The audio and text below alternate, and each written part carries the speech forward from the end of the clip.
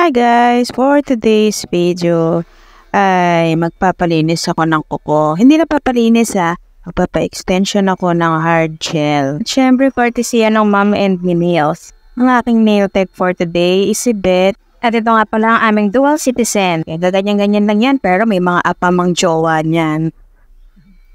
Diba? Nagsasarili din sila. Yan si Beth. At imamold niya na yung gagawin niya extension sa akin.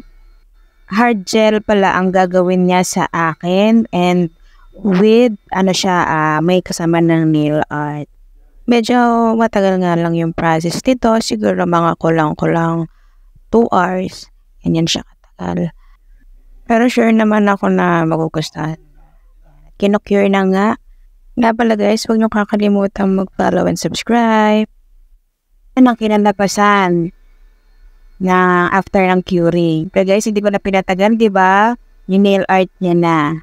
Tsaka papakita ko sa inyo yung pinalabasan ng buong kuko ko sa montage video na to.